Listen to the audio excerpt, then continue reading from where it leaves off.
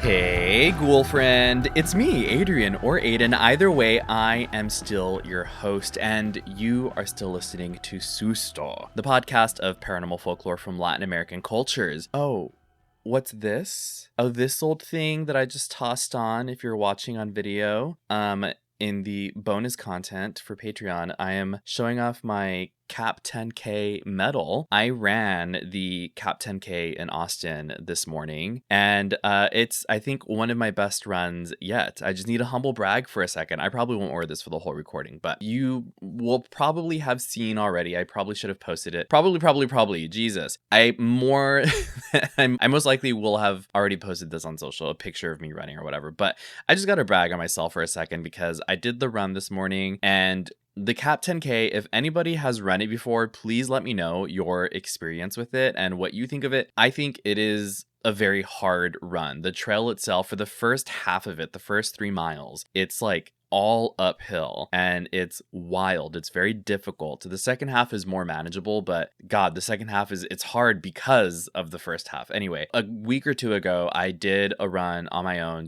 I like to run once in a while as training too. And I did a 6-mile run in the pouring rain. I'm pretty sure I posted on TikTok about it, and it felt so good. It felt amazing. I think it was the fastest I'd ever run. My pace was like 10 minutes, 8 seconds. So that was great. So today I wanted to get close to that at least. My pace ended up being 10 minutes 33 seconds, which I think is still really good for me considering, again, the amount of hills and inclines that are in this race. And also, I will say, compared to last year when I did the same race, the same trail, I was a minute and a half faster this year. So round of applause. Thank you so much. Yes, I am not even humble bragging. I am just bragging because it's hard. It's hard to get out there and do it, but it's really cool to see, one, the amount of people that make their way out here to do this run, but also to see the people around you that you're running with. Like, there was a group of firefighters that basically like led the run. Like, they started it. They were the first group, I think, to cross the start line. And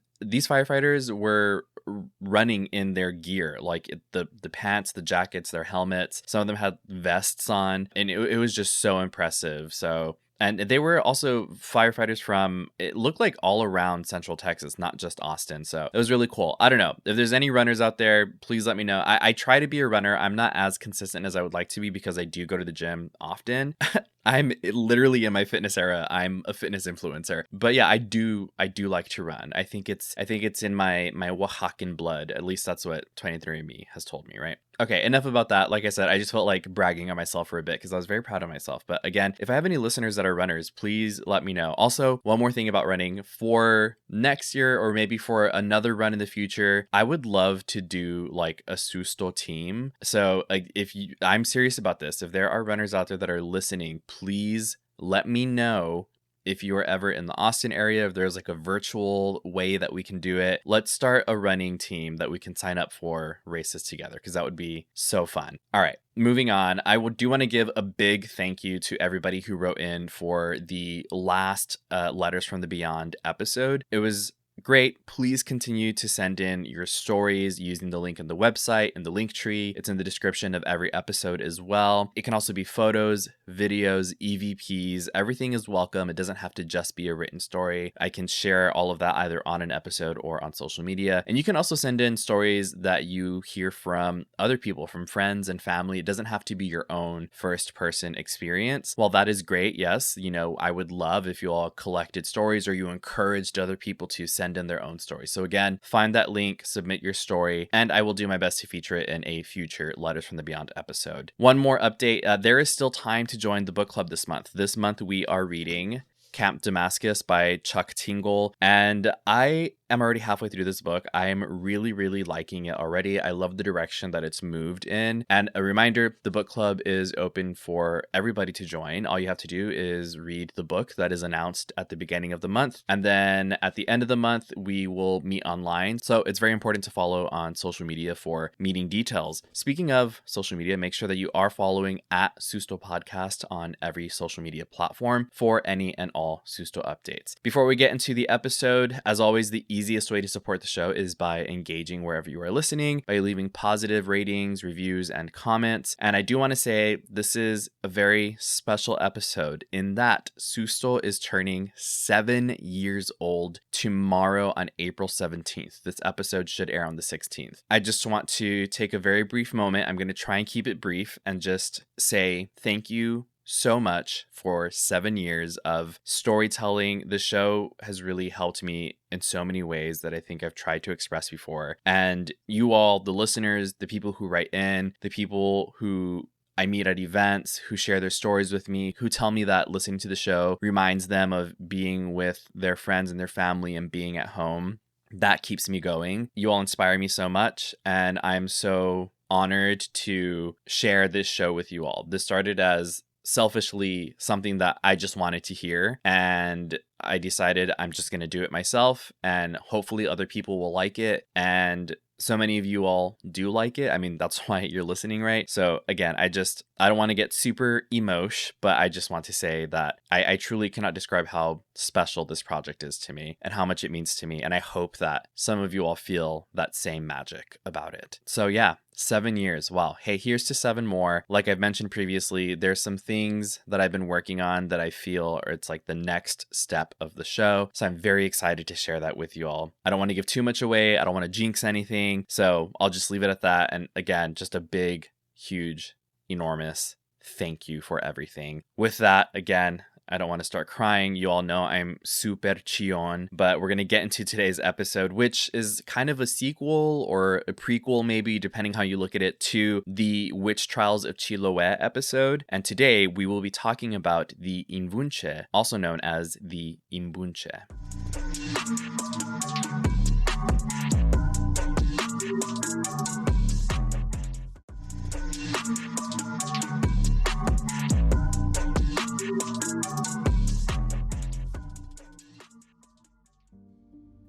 The year was 1850. On a narrow stretch of land where dense forest pressed close against the sea, a small community clung to survival. Homes were built from thick timber, darkened by rain and salt. Smoke curled constantly from low chimneys, carrying the scent of peat and damp firewood into the air. The people here lived simply, but not easily. Fishermen rose before dawn, pushing wooden boats into cold, unforgiving water. Women salted fish, tended small gardens, and patched clothing worn thin by weather. Children learned early that the world around them was both provider and threat. And always, there was the understanding, unspoken but ever present, that the island held secrets older than the people who walked it. At the far edge of the village stood a modest home, perched where the land began to break into jagged cliffs. Inside lived a young family. They had not always belonged to the island. The father, Francisco, had come from the mainland years earlier, drawn by work and the promise of land. The mother, Rosa, was born there, raised on its stories and its quiet ways of survival. Together, they built something fragile, but real and special. Their son, Luis, was born in the winter during a storm that rattled every wall in the village. The midwife that helped deliver him later said the child arrived between gusts of wind, as if the storm had paused to let him through. He was small, but strong. By the time spring came, his laughter had begun to fill the house, sudden bursts of sound that seemed to push back the heaviness of the island air. For Francisco and Rosa, that laughter became everything. A reason to endure the long days, a promise that their life here, at the edge of the world, had meaning. They carried him everywhere, wrapped in wool, shielded from the cold. Neighbors would stop to look at him, sometimes smiling, sometimes lingering a little too long, their expressions hard to read.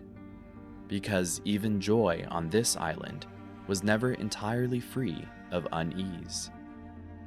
There were rules people followed without explanation. Doors were secured before nightfall.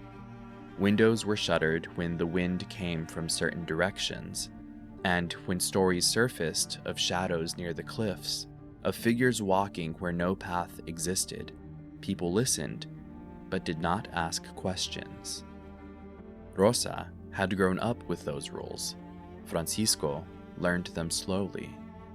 But, like all who lived long enough in such places, they came to accept that some knowledge was safer left unquestioned.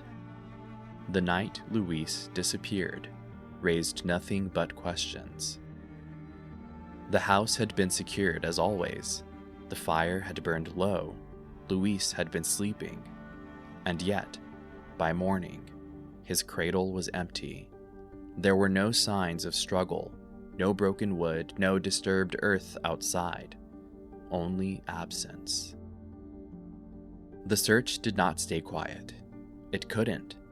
In the days that followed, the parents moved through the village with urgency that unsettled those around them. They knocked on every door, asking anyone who would listen. At first, people responded with sympathy. Food was offered, help was given, search parties spread across the shoreline and into the forest. But sympathy faded quickly. On the islands of the Chiloe archipelago, there are limits to what people are willing to confront. Francisco pushed beyond the marked paths, searching deeper into the woods. Rosa stayed closer to the village, stopping people at every turn, asking the same question over and over. Have you seen Luis? No one had answers, and eventually, they were only met with silence. One Sunday, they brought their search into the church. They stood during Mass, breaking the rhythm of prayer, demanding to know if anyone had seen or heard anything. The room tensed, eyes lowered, and prayers halted, because those were not questions meant to be asked aloud. After that, people began to avoid them altogether. Still, a few spoke, quietly, carefully. They warned that some things were better left alone, that asking too many questions could make things worse. But the warnings did not stop them. They traveled farther, crossing to neighboring settlements, pressing strangers for answers. They learned about caves, about disappearing children, about shadowy figures seen near the cliffs, and eventually, about Los Brujos. Once they started asking about the witches of Chiloe, everything changed. Doors closed faster. Conversations ended sooner. People stopped answering altogether. A dead fish was left on their doorstep. Strange symbols were carved into their home's exterior. There was an unmistakable feeling of being watched. By then, they understood. This was no longer just a search. It was something else. Something on the island was pushing back against them. But they did not stop, because silence felt like surrender, and surrender meant losing their child forever. So they kept poking, even as the answers grew more and more dangerous. The years did not heal the loss. They morphed it. What had once been loud and immediate hardened into something quieter, carried beneath the surface of daily life, but it never left. Francisco and Rosa continued their search as before, but they started to receive answers in ways they did not expect. It began with the food. Fish prepared the night before, fresh, salted, carefully stored, was found ruined by morning, not slowly spoiled. It was completely rotting. The smell hit them quickly. overpowering their senses and their small home.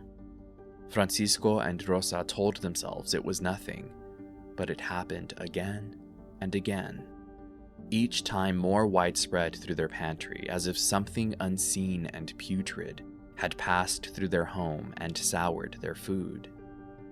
Then came the illness, fatigue at first, then fever. It escalated until Francisco could no longer stand without dizziness pulling him down. Rosa, once unbreakable, began to weaken. Even the smallest tasks became burdens. There was no explanation, no illness spreading through the village, only the growing certainty that this was not by chance. Their questions were finally being answered, and they were being cautioned. Fear changed them. They no longer asked questions in public, no longer interrupted gatherings or stood during Mass. They sat quietly, listening and watching. But they did not stop looking for Luis. They adapted. Long walks through new parts of the island, a constant pilgrimage to see if there were any paths not yet taken on a search. After the tragedies that continued to strike their home, they understood something they had not before. Whoever had taken their son had done so with intention, and intention could be followed. Sleep did not come easily anymore, and late one night, 10 years to the day after their son had gone missing, it did not come at all. Rosa lay awake, listening. At first, it was just the familiar sounds of night, the wind and the distant surf. Then, something else. Movement. A figure moved outside the house, not just passing by, but circling it. Its shape barely held together in the dark, more shadow than body, and beneath the sound of its steps, a voice, low and chanting. Not words she could understand, but not random either, intentional and rhythmic whispers. She searched for Francisco and woke him in silence. Together, they listened and understood. This was not chance, not a passerby or someone who lost their way. This was the presence that had followed them for years, the one who had been torturing them in their own home. The chantings suddenly stopped, and they heard the person outside slowly start walking away. They made their choice without speaking. If this person could be followed, then it could lead them to answers. They stepped into the night and followed at a distance, careful and silent, keeping to the shadows. The figure did not turn back to check if it was being pursued. It did not hesitate as it walked through the moonlit fields. It moved with certainty, as if it knew exactly where it was going. And so they followed, away from the safety of their home and the village. For the first time in years, they were no longer searching blindly. They were being led, and they did not turn back. What they followed was no longer bound to the earth. At first, it walked.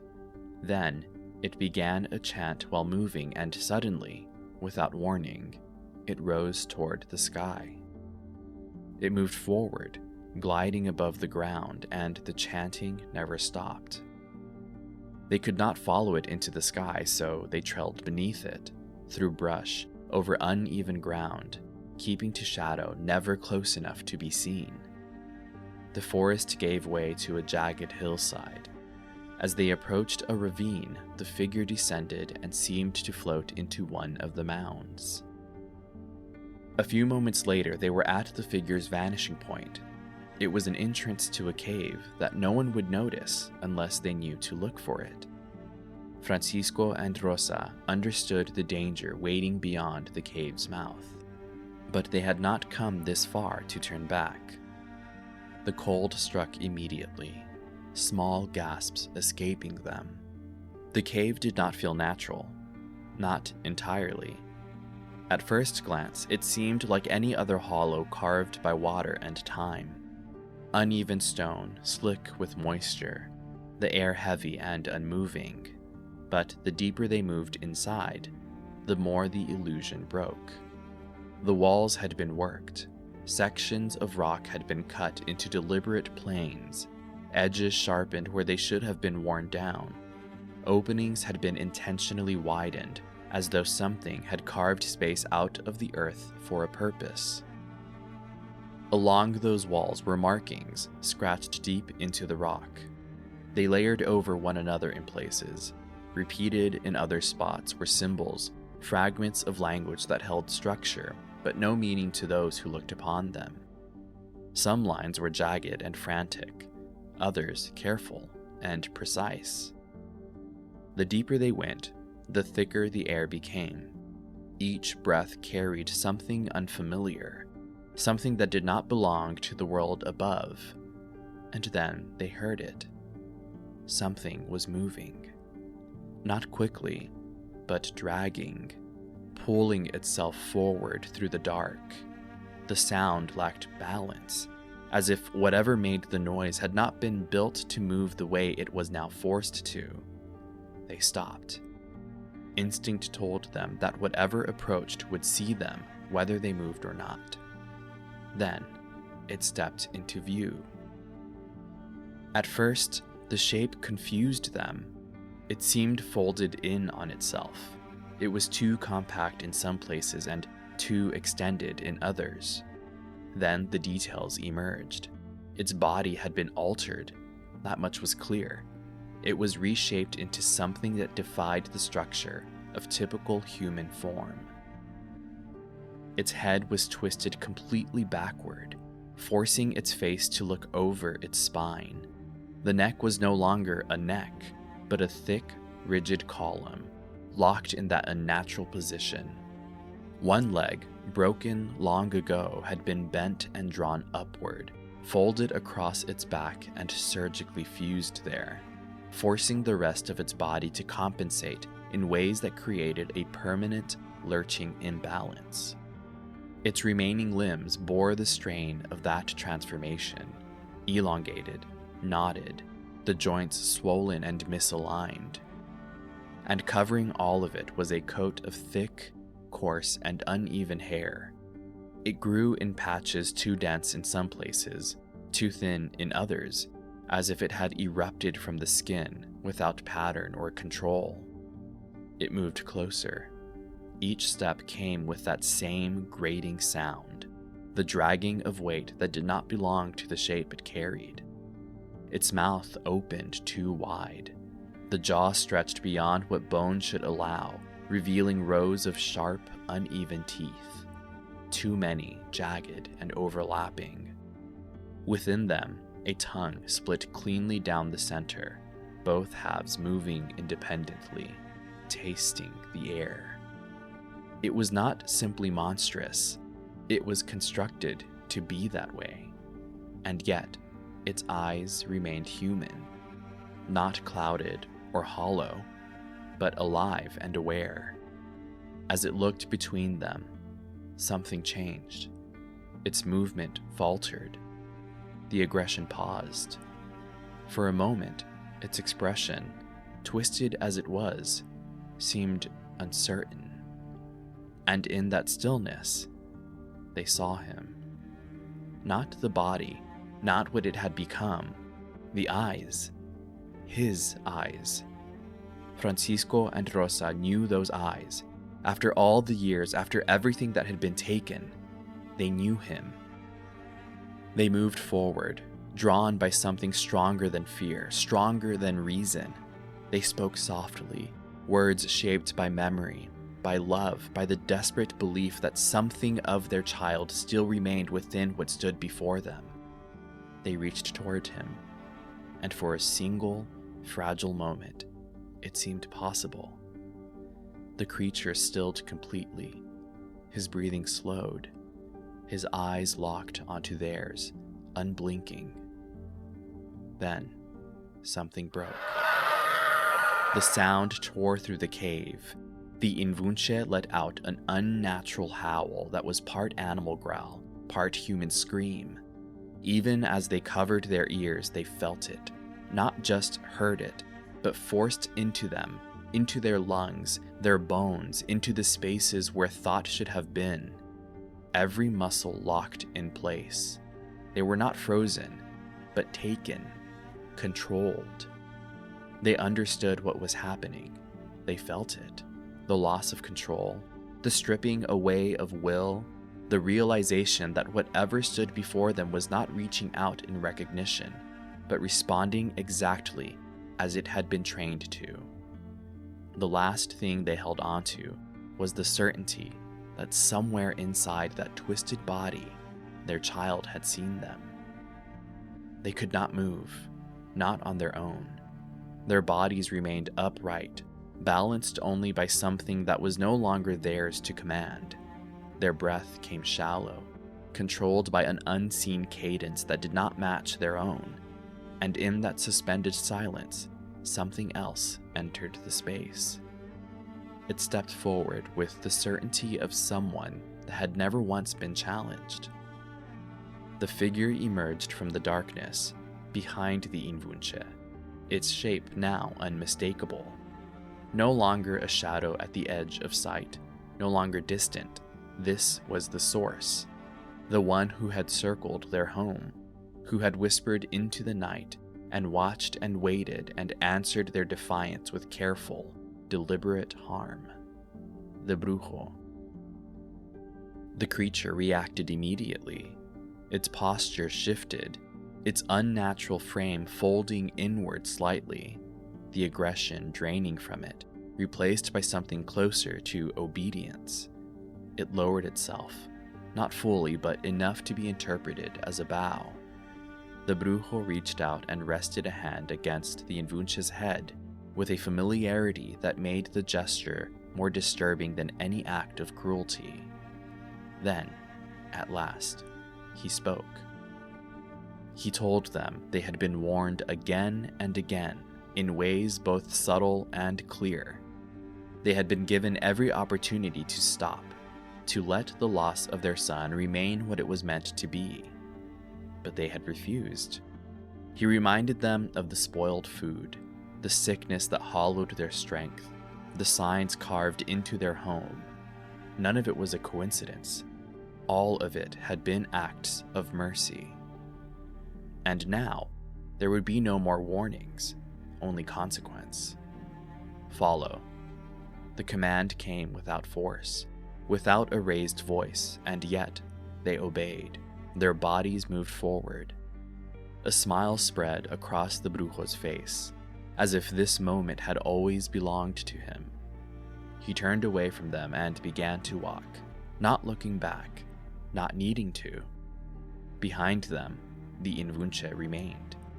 Its body trembled slightly, not with effort but with something less defined, something caught between conditioning and something that had not fully disappeared.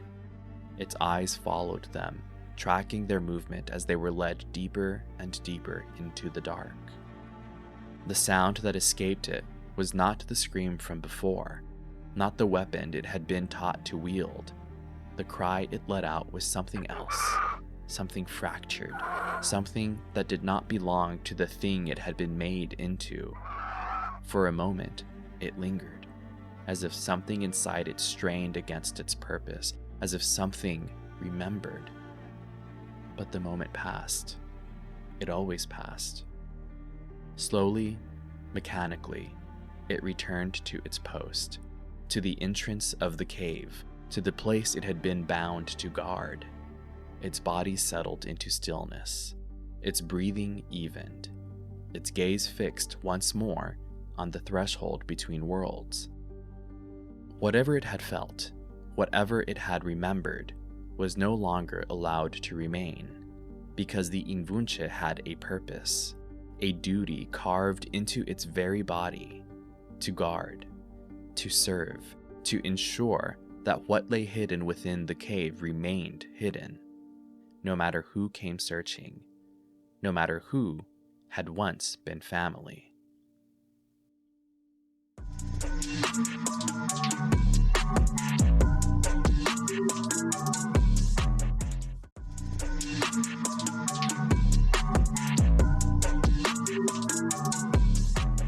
Welcome back, Wolf friends. Thank you for joining us for that story. So again, as I mentioned in the intro, that was kind of like, I don't know where in the Witches of Chiloe timeline universe that would fall on, but this could be either the prequel, the sequel. If it was a movie, where would this be the sequel and it just follows a story of an Invunche? No, actually, this would probably be a prequel. I feel like I don't know. I'm trying to develop a timeline of this. Hey, movie producers, call me. A24, Blumhouse, other independent horror production houses. What's up? Let's make this happen. But anyway, so if you listened to the Witches of Chiloe episode, which if you haven't, please go check that out. Link in the description below. You will know more or less what the story is about already, but we wanted to explore it a bit more because it was just so horrific. So we're going to go through a few sources here. Some of these sources may be similar. They may be things that we heard before, but we're approaching them from this perspective this time. So bear with me if you hear me repeat things from that episode. But again, I think hearing the story that we just told today and going through those same sources, I think, again, it provides you a different lens to interpret those sources with. So really quick, this first source is from good old Wikipedia. If you all haven't yet, if you haven't done it before, I would highly encourage you to also donate to Wikipedia. But this is an entry on the Invunche. And so this is probably going to be in the title of the episode, and we also talk about it in the Witches of Chiloe episode. This creature, I don't even want to say creature, that doesn't feel right. This person that is turned into a creature. So this person is known as an Invunche or Invunche with a V or a B, and then the M or the you'll see the spelling, but the spelling it's interchangeable. It changes, I think, depending on which specific community you may be speaking with, right? Because this is from, again, the Chiloe archipelago, which is a collection of islands in Chile, right? So this says, in the Chilote folklore and Chilote mythology of Chiloe Island in southern Chile, this happened last time, I said Chile like 12 times, the Invunche is a legendary monster that protects the entrance to a warlock's cave. So in the Witches of Chiloe episode, or the Witch Trials of Chiloe episode, they speak about how the sect of male witches or warlocks, however you want to call them, brujos, I think is a more general term that people would use today. They had their kind of like meeting spot was in a concealed cave, and the entrance to this cave was allegedly guarded by an Invunche or an Invunche. Further than that, this may talk about it, but the Invunche was said to be sort of, the way that it was described, or the way that I understood it was like a familiar of sorts to these witches. But this continues in the description. The Invunche is a deformed human with its head twisted backwards. And when we say deformed, I'm not talking about, I always want to be very careful because there are people that are born that don't look what we expect a typical person to look like, right? So I don't want this to be, you all know me, you all know who I am. I want you to understand that, I don't mean it that way, but when I'm using the word deformed, I mean deformed as an action. Like, this person was deformed, they were not born deformed, if that makes sense. So that's what I think that means when it says that here. But anyway, it says that its head was twisted backwards, so a full 180 to face its spine, along with having twisted, this is a little different than the one that we use because there are different ways that it's described, but this says along with having twisted arms, fingers, nose, mouth, and ears. The creature walks on 1 foot or on 3 feet, actually one leg and 2 hands, but then they're like used as feet, because one of its legs is attached to the back of its neck. It has blue skin and sharp teeth. The Invunche cannot talk and communicates only by guttural, rough, and unpleasant sounds. So we know that, and again, this will come up in one of the other sources, that in the sect of witches, they had a person, or I think it was like 2 people, whose primary function in the group was to do this to the children, because they would abduct children because they were young. And this is a morbid way to think about it, but I'm assuming because their bodies are still more like, kids' bodies are more malleable. Is that the word? Is it malleable or malleable? But kids' bodies are like, they're rubber, they fall, they bounce right back up, they heal, they're fine. So I think if we were trying to think through this, and I'm not a doctor, pediatricians chime in, I don't know, we're suspending belief here. It would be easier to twist the limbs of a younger body of a child's body than to do to an adult body. Does that make, I feel like if we were thinking about this medically, that's based on what I've been told before, like that would be why. I'm not sure. But this says, according to legend, the Invunche is a firstborn child less than 9 days old that was kidnapped or sold by their parents to a Brujo Chilote. If the baby had been christened or they got their baptism or whatever, the warlock debaptizes them through unknown means of black magic. So I'm sure there's a ritual to wash away the baptism. The Brujo Chilote transforms the child into a deformed, hairy monster by breaking their right leg and twisting it over their back. When the child is 3 months old, their tongue is forked or split, and their teeth turned sharp, their skin turns blue, and the warlock applies a magic cream over the child's back to cause thick hairs. So I'm wondering if we're thinking about this medically, the teeth can be filed down. The blue skin, maybe they're like overdosing them with, the colloidal or colloidal, I think it's colloidal silver. There's that one documentary, right, about that cult leader who her skin turned blue or had like a blue hue to it because she was taking too much of that colloidal silver. So maybe they're giving them that and they're putting some sort of like hair growth treatment, like some minoxidil on their bodies to force hair to grow. So I don't know. I'm just trying to think again medically about this because I'm like, how does this make sense? Either way, this says, during its first months, the Invunche is fed on black cat's milk, which this says black cats, but I want to say that it may be goat's milk. Like they call a female goat a black cat. I don't know. I saw it in another source. I'm going to try to find out what this means because it's not an actual black cat. But anyway, on black cat's milk and goat flesh, there you go, and when old enough, with human corpses from cemeteries. Besides guarding the entrance to the warlock's cave, I'm going to say one thing, sorry, before I continue. Corpses from the cemeteries would make sense with what we also read or heard about in the witch trials episode, because it was said that the witches, the brujos, they had the power of flight because they would make this vest made out of human skin. So they would go dig up corpses, and if the skin was good enough, they would use it, right? So it would make sense that they would get the skin to make this vest that gives them the power of flight, and then to dispose of the body, just give it to the Invunche to eat, right? So yeah, that is bringing back that memory from that episode. This says, besides guarding the entrance to the warlock's cave, the Invunche is used by warlocks as an instrument for revenge or curses. Again, it acts as sort of like a familiar. And because it has acquired magical knowledge over its lifetime spent guarding the cave, even if the Invunche is not initiated into wizardry, it sometimes acts as the warlock's advisor. So they're not completely just treated only as like an animal or a monster. This uses the word advisor, but it would make sense. Like this is still a human being. They're bound to pick up on some of the knowledge, right? If you intern at a place long enough, not to like really dilute it down, but if you intern at a place, you learn things, right? This continues, the Invunche leaves the cave only in certain circumstances, such as when the cave is destroyed or discovered and the warlock moves to another cave, or when the warlocks have need of it and carry it thrashing and yelling, scaring the townspeople and announcing misfortune to come. The Invunche also comes out when the warlocks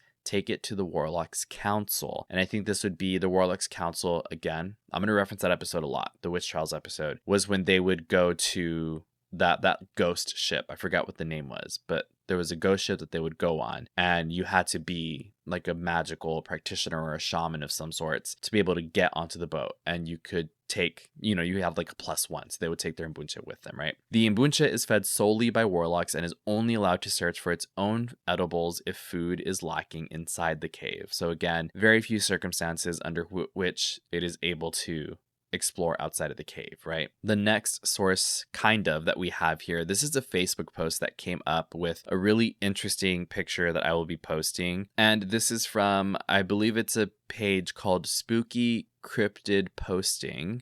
Yes, it's a public group on Facebook, and it's just a short entry, but I thought the picture was really cool. It says, Oh, I think the picture is from the comic book. Yeah, it's from Constantine, the comic Constantine. The Invunche makes an appearance, but this says, according to legend, the Invunche is a firstborn child less than 9 days old that was kidnapped or sold by their parents to a Brujo Chilote. That's exactly what was in the Wikipedia entry. It talks about debaptizing them. It says that they are transformed into a hairy monster by breaking their legs. Oh, so this is really just from the Wikipedia entry, sorry. But I thought that the picture was really cool, and that's of course going to pop up on screen here if you're watching the video and the bonus content. But I will also post this on the social media post for this episode. And we're actually going to take a really quick break here.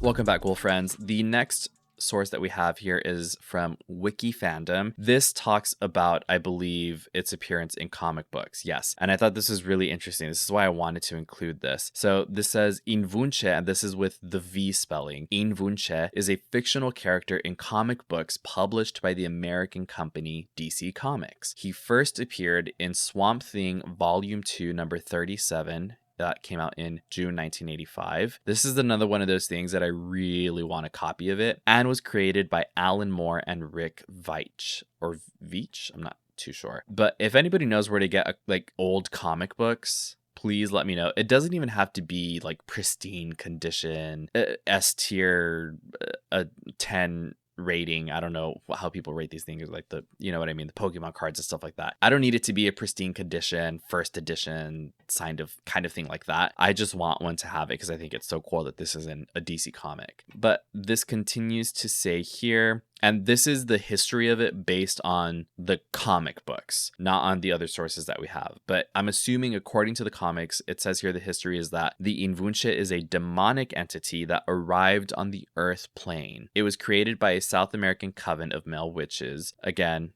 that would probably be the Recta Provincia, right?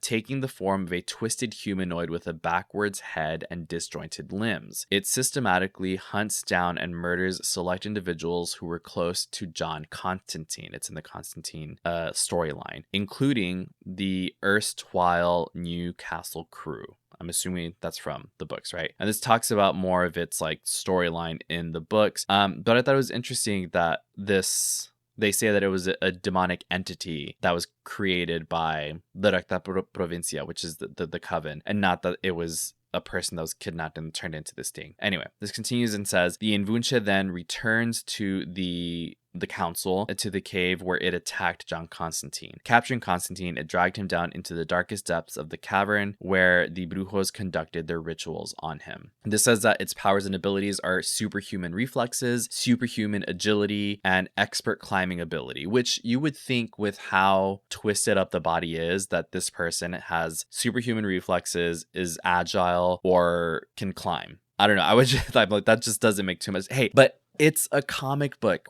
It's a comic book, and we're talking about a fictional character. So, like, you know, what sense really does it need to make, right? In other media, this says the Invunche appeared in the Constantine episodes. So, in the actual Constantine show, which I need to watch this episode. Maybe I can find a clip of it and put it in here for the video content. It says the episodes, 2 of them, The Saint of Last Resorts and The Saint of Last Resorts Part 2. So, if you want to look it up, the Invunche makes an appearance in the Constantine show. Okay, this next source. This is one that we used a lot for the actual the Witch Trials of Chiloe episode. And this is the Smithsonian one. This is Into the Cave of Chilo's Witches from Smithsonian Magazine by Mike Dash, published in 2013. Also, if you want the direct links to the sources, they will be in the Susto Google Docs on the bonus content on Patreon. So again, it's Into the Cave of Chilo's Witches from Smithsonian Magazine. Okay, the first mention in this article, it says, it is possible from other records of the Righteous Province, or the Recta Provincia, which again is the coven, that sect of witches,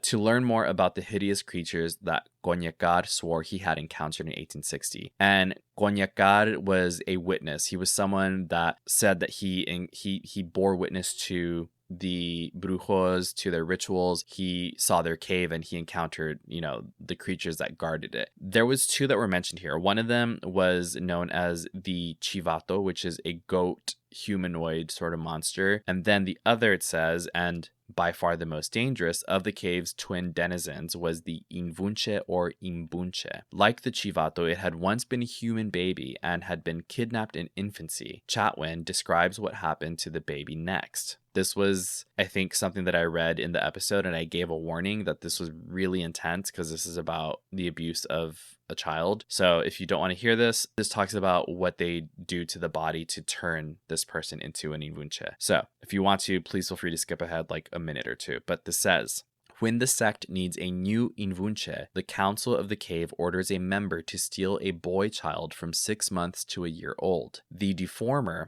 a permanent resident of the cave, starts work at once. So again, the deformer is someone who, this is their position in the sect. This is their job here. Their one role is to deform a person. This says he disjoints the arms and legs and the hands and feet, then begins the delicate task of altering the position of the head. Day after day and for hours at a stretch, he twists the head with a tourniquet until it has rotated through an angle of 180 degrees. That is until the child can look straight down the line of its own vertebrae. There remains one last operation for which another specialist is needed. So this is a second person whose role, or one of their roles in this group, is to inflict this abuse onto, again, a child. This says, at full moon, the child is laid on a workbench, lashed down with its head covered in a bag. The specialist cuts a deep incision under the right shoulder blade. Into the hole, he inserts the right arm and sews up the wound with thread taken from the neck of an ewe, which is EWE. It's a type of bird, I believe. When it has healed, the Invunche is complete.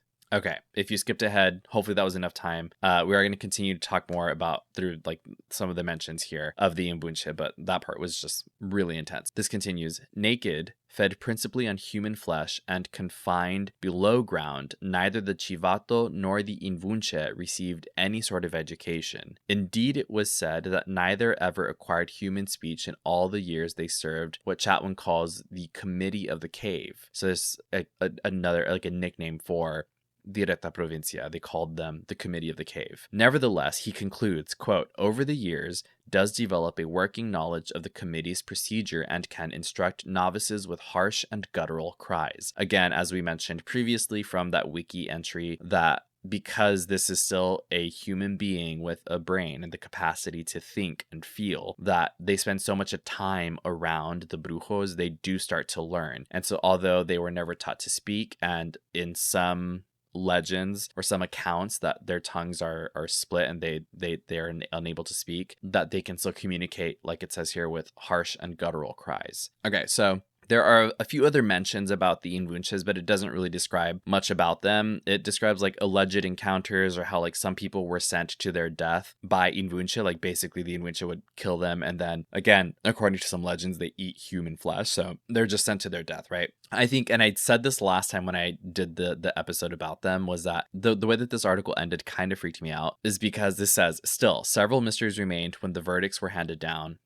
After the witch trials, had every member of the Mayoría, which was the leading council within the Recta Provincia, had been accounted for? Had the society actually been headquartered in a hidden cave? If so, what happened to its ancient leather book of spells? And what became of the Invunche? Again, because allegedly, and according to some of the sources when we did the Witches of Chiloe episode, is that many of these witches, they had their own Invunche. And so if this was true, and if they, they went to trial, some of them were sent to prison, and or like if they were disbanded, like what happened to these Invunche? Were they just set free in the wild to roam? Were they hidden? Like what happened to them? Where are they? Where did they go? Where did you come from, Cotton Eye Joe? Okay, sorry. You know what? We're going to take a break on that one.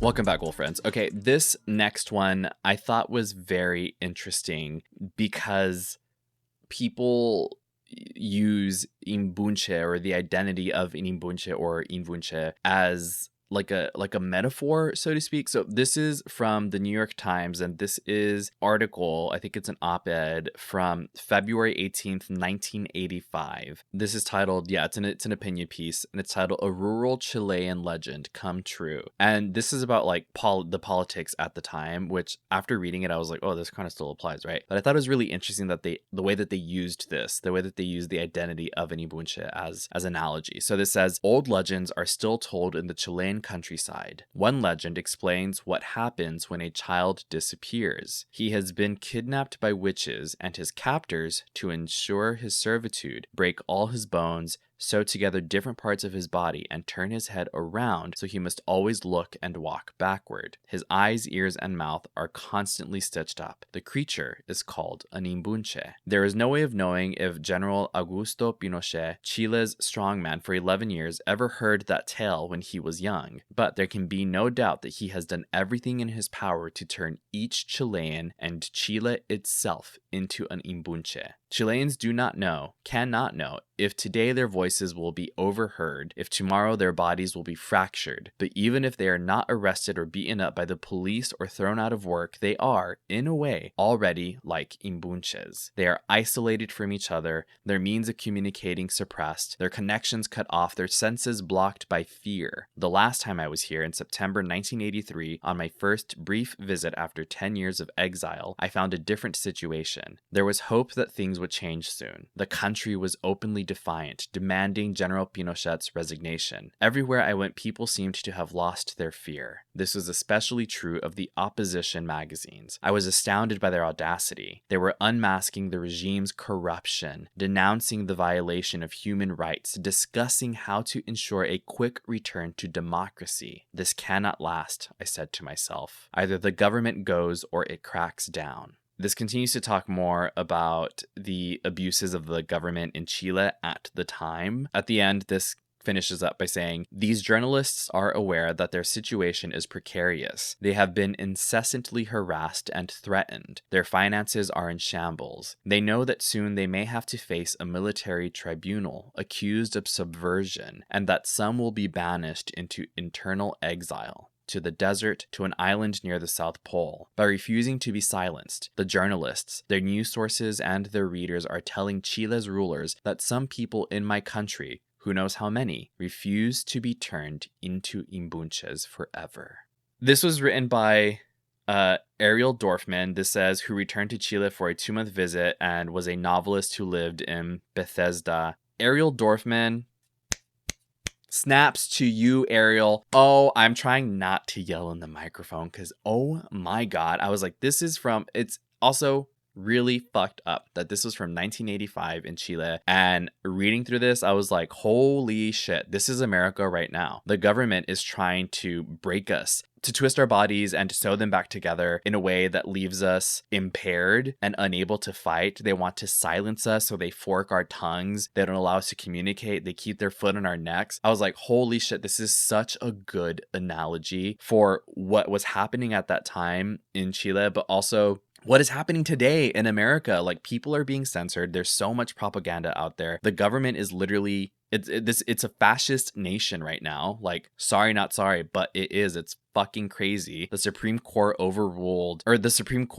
in favor of conversion therapy. Like, ICE is out here killing people in the streets. When I read this, it literally blew my mind. And this is why studying history is so important, because if we do not learn history, we are doomed to repeat our mistakes. So I didn't expect this to be such like a political story or a political episode even of Susto, but like, we cannot let the government turn us into Invunches. We cannot let them deform our morality and our personhood, our humanity. Like, this article is just so I'm like squirming in my seat because it was so good. And you all know I really try not to get on my soapbox because I can and I will and I do, but I'm not as high as I have the potential to. I will just say that much. But I just thought that piece was so interesting and was like, wow, this is so cool. Okay, this next source is from vampire_mythology.en-academic.com. This is from the academic dictionaries and encyclopedias. This is an entry on the Invunche from the Encyclopedia of Vampire Mythology, which at first I didn't really think of the Invunches as like vampires, but I'm like, well, yeah, human flesh makes sense, right? Like vampires typically aren't described as eating human flesh, but they drink human blood. So I don't know, is it vampire? It's not zombie because they're not dead, right? So like I think vampire may be the closest, right? Anyway, this says the Invunche of all the vampiric beings, creations, and creatures, the Invunche is perhaps the most pitiable. In Chile, a witch will kidnap a firstborn male child while it is an infant and take it back to their cave, a place accessible only through an underground lake entrance. So this is where Jeff and I, sorry Jeff, I'm just seeing this right now actually. I know I read this last time too, but oops. We weren't sure in the story. We're like, is the entrance underwater? Is it in a ravine? I said on the side of a ravine because I know that you're not Jeff, but I'm telling you, I'm justifying myself, and I will tell him right now too. I said ravine because I think in the Smithsonian entry, they talk about the entrance of the cave being in a ravine or in the side of a ravine. But this is saying it's an underground lake entrance. Anyway, once the baby is in the Brujo's lair, the Brujo first breaks one of its legs and twists it over the baby's back. The other leg, arms, hands, and feet are broken and disjointed and twisted into unnatural positions. A hole is cut under the right... I'm sorry, this is the same... should have been the same warning as earlier. Skip ahead a minute or two because this is going through the similar description as earlier. A hole is cut under the right shoulder blade and then the right arm is inserted through it so that the arm will look as if it is growing off of the child's back. The baby's head is gradually bent and shaped over time as well so that it will be misshapen.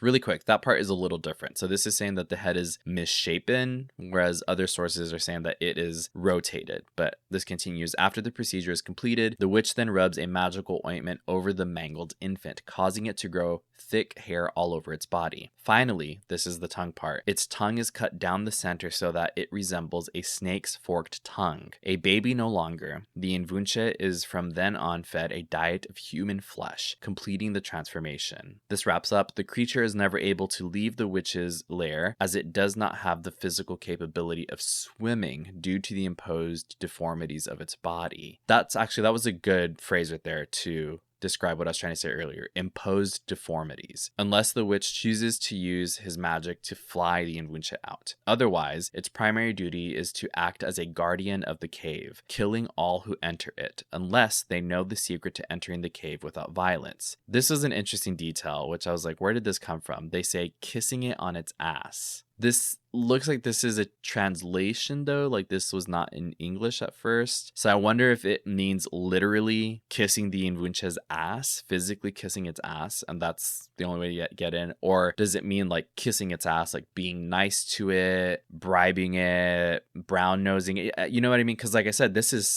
Invunche is still a human being. It's a person. It has thoughts. It has feelings. It can understand human interaction, right? I know it's trained to be aggressive, but that's why I'm like, does it mean literally kissing its ass or does it mean like be a kiss ass to it? I don't know. This continues. The creature can emit a blood-curdling scream. This is another detail that was in the story. A talent it gained in lieu of the ability to speak. The sound is enough to freeze a man with fear permanently. The Invunche, and this is some extra lore about it, has control over a lesser being. And this is a tricky word for me. It says a trelkewekuve.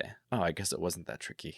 So it has control over a, quote, lesser being, a trelkewekuve. The Invunche uses it to lure young girls to the water, abduct them, and bring them back so that it can drain them dry of their blood. It says only a hero can kill a trelkewekuve and an Invunche. So the Invunche commands, I guess, the trelkewekuve to bring people back to it so that it can drain their blood. And that is where the vampire part comes in, which this is really the only source that I think we have about an Invunche drinking blood. I don't think it really pops up anywhere else. We're going to take one more quick break.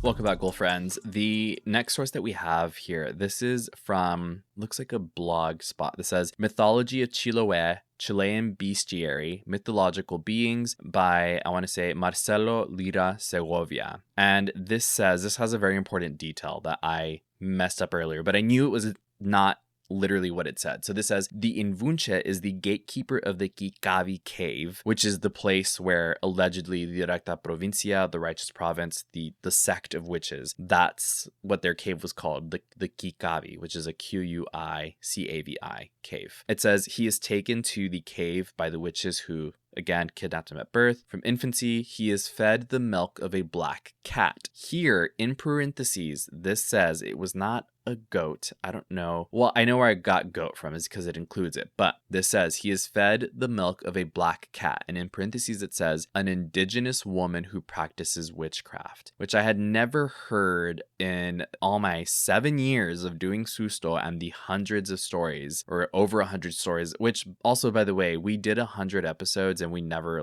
addressed that. Sorry, we'll do it at 200. My bad.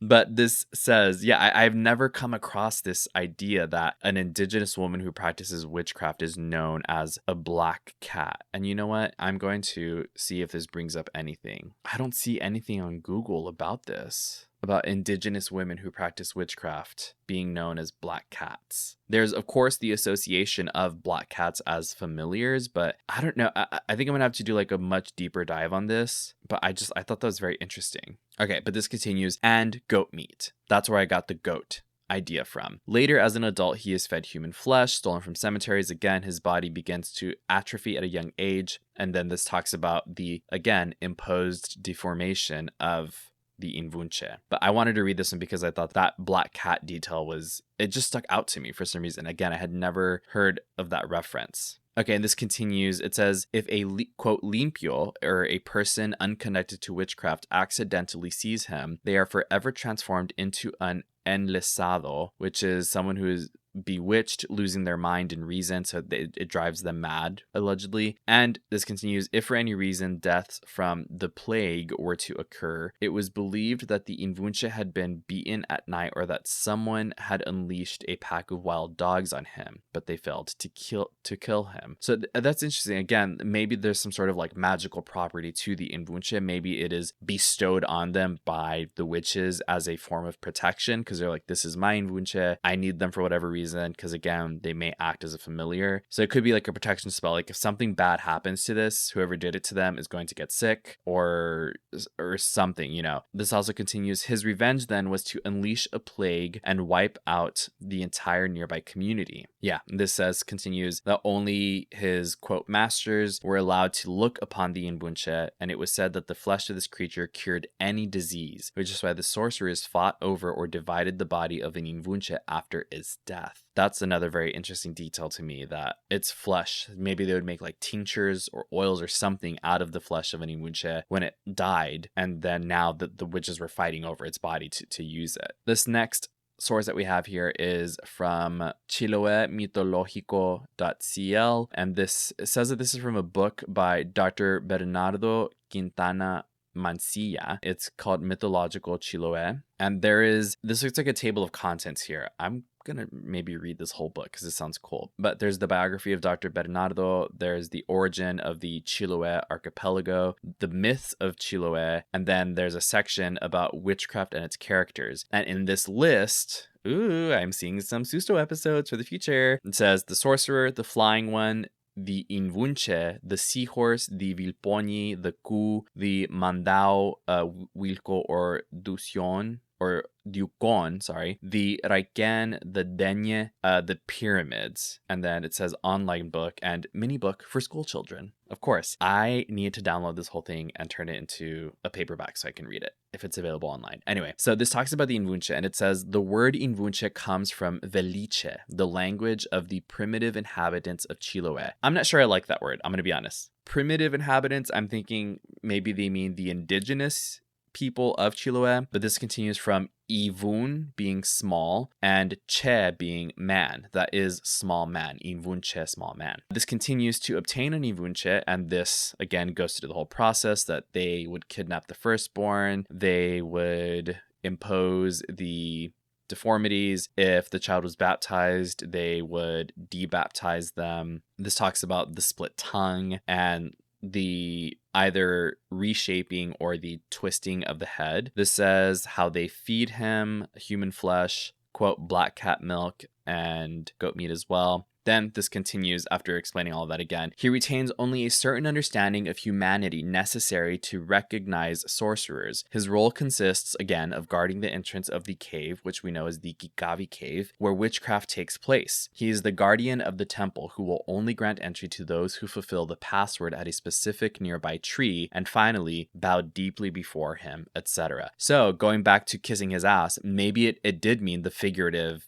kiss his ass. Like, you have to bow deeply to him to show respect, to kiss his ass, right? To gain entry or access to the cave. This says, having completed his mission, he seals the cave entrance with a large stone and devotes himself to his sole pleasure, eating human flesh. Sometimes sorcerers mistakenly steal the firstborn son from a sorcerer's home. In such cases, they return him to his own home, but they can no longer repair the deformities of his broken leg. So I guess there is honor amongst thieves, right? Thus, the unfortunate boy and later man must walk like a three-legged animal for the rest of his life. So this to me makes it seem like they abduct the child, they impose the deformities, and then they realize, oops, this is actually someone's kid who I respect, and took them back, but they're like, sorry, look what I did. I don't know. This continues, on rare occasions, some improvement is achieved by rubbing it with the fat of a black dog. I'm not sure exactly what that is referencing. I think it's just a type of ritual, maybe. This says, some inhabitants of the picturesque town of Chonchi claim that a humble resident of that town, nicknamed Juan de Sol, was kidnapped as a child by sorcerers to transform him into an Invunche. They only managed to break and twist his right leg. Upon learning that he was the son of a sorcerer, they immediately returned him to his home, although with the deformities he still bears today. Right, exactly. The Invunche, or this says Machuco de la Cueva, as it is also known, has a short lifespan, aging prematurely. Well, yeah, I would assume that is a ton of trauma on the body that would cause them to age prematurely, obviously. This continues, when it reaches this age, the sorcerers ruthlessly sacrifice it, charring its flesh like any other animal and distributing it among their favored machis, or shamans. With this charqui, they prepare a famous, what does this say, panacea, envied by doctors worldwide. I need to look this word up. Panacea. A panacea is a mythical or hypothetical cure-all, right? Remedy designed to solve all diseases or difficulties. So, like we said earlier, they fight over the body after it dies, but apparently when it reaches its limit, they just sacrifice it and they make a remedy from its body. This says, according to the following procedure, a piece of the charqui is taken and toasted in a gallana, which is a type of clay pot, until charred. Once carbonized, it is ground into a fine powder in a teak mortar. The ashes are sifted through a sieve made of niño moro, which is a type of bird's hair, and finally it is boiled in water from the traiguien, which is another type of bird. God, it's like a long recipe. During a, quote, laugh of the teak, a type of bird, the fortunate patients who take the dose of this marvelous medicine are cured of all their ailments and will only die of old age. Okay, I probably made that more difficult. There was lots of parentheses in one sentence. I'm just going to say that much about this. But essentially, there is a process by which they can use the charred body of this sacrificed Invunche to make this medicine. It's a cure-all. Whoever takes it essentially doesn't become immortal, but they will never get sick and they will die of old age, right? This then continues, the fat of the Invunche tree is another highly prized ingredient for the machis, or the Mapuche healers. They use it to prepare ointments that alleviate rheumatism and soothe all kinds of pain, proving especially useful during procedures to set broken bones. Some highly skilled machis also use this fat to make a very fine cream scented with extracts of potato alcohol and special herbs. This cream has the remarkable ability to beautifully aid, in particular, rejuvenate the face and, in general, the entire female complexion, because that's what it's all about, right? How can we make women more beautiful to men? Ugh. Anyway, sorry, this finishes up here. The Invunche, jealous guardian of the entrance to the witch's cave, may represent that intellectually inferior human element, but which, in its servitude, favors the development of the activities of the superior groups of men. Now that is interesting. This is very you know what this kind of, I'm just gonna say it. This gives me the type of, and I'll speak to my own communities, the type of queer people and the type of, I will say, Mexicans that I have seen, like from my hometown, my home community, not just my town, but the whole area, the type of people that are so desperate to assimilate and align themselves with their oppressor's values, hoping that one day they'll get a seat at the table and they'll get a pat on the head for being good, but they will never gain that respect. And I wish more people understood that. Don't be the Invunche, don't be the familiar to your oppressor and give them what they want, right? Because they deem you inferior. You are not actually inferior. They just deem you that way. Okay. Like, what did I say? Soapbox me. I can't resist it. Anyway, this finishes off here. His body, deformed by the sorcerers, may point to an attempt to explain those physical deformities that are observed relatively frequently in individuals who are also attributed with magical powers. Reverence, as a prelude to entering the cave, perhaps teaches us the humility that the individual should always have towards all his fellow human beings, even knowing himself to be superior to them all. Which, again, really, if that's the lesson here, is to, like it says here, to remain humble, right? It teaches us humility that you should always have towards your fellow human beings. I think it should have ended there. And the addition of even knowing himself to be superior to them, like, well, then you're missing the point then. If you're humble and you see the humanity, the humility in the people around you, then you wouldn't think, I'm doing this even though I know I'm better than you. Girl, what?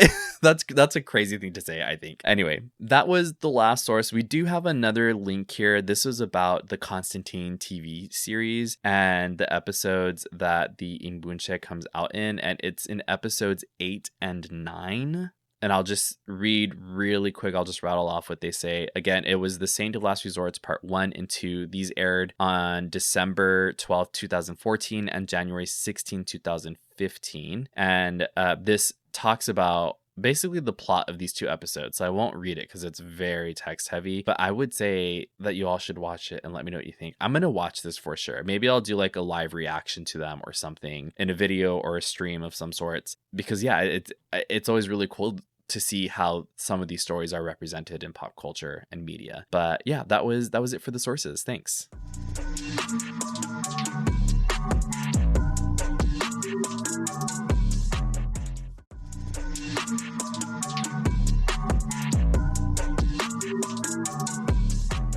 Welcome back, Wolf friends. Thank you so much for listening to today's episode. And again, for 7 magical, spectacular years, here's to, I don't know how many more years, however many more I got in me, but I'm going to keep them going because, like I said earlier, Susto means so much to me. The community that we have built around Susto, with you listening, you like interacting with the show, coming out to events, sending your everything. It's just so much to talk about, but it is so truly special to me. So thank you all for 7 years. I'm so honored. I'm so excited to keep going. Like I said, to the next evolution of the show, whatever that may be. Like I mentioned earlier, please consider joining us for the book club. If not this month, then next month. Just make sure that you are following at Susto Podcast on every social media platform for all book club updates and all Susto updates. Anything Susto you can find on social media, I will share that as always. Thank you for supporting the show. Please continue to send in your letters from the beyond. Remember, it could also be photo, video, or EVPs if you happen to catch anything. And you can also support Susto for $3 or more a month by joining the Patreon at patreon.com/Susto Podcast. A big